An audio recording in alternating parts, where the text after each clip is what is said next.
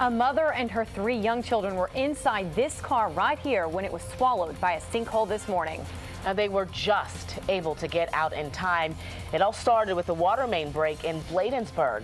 Right now, crews are working to repair both the break and the sinkhole this noon. And our John Gonzalez is live with the frightening details of how this all unfolded this morning. John?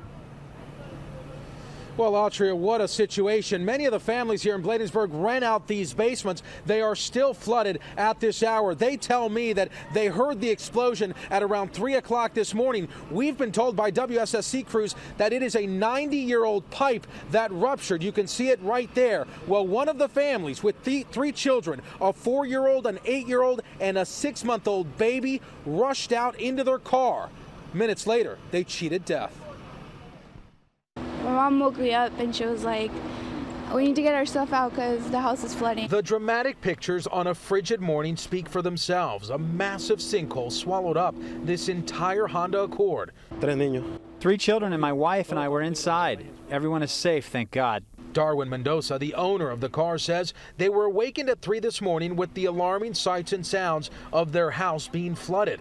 They grabbed a few belongings, rushed out, and packed the car. That's when the road buckled. Yes, I tried to drive off, but then the car did a nosedive with all of us inside. Thank God they didn't put the seatbelt on, and that helped a day to go out of the car. It was a 12-inch pipe that ruptured underground, causing this sinkhole that swallowed up one car, threatening to take a second one. With thousands of gallons of ice-cold water gushing down Edmonston Road, families had little time to grab their children and belongings.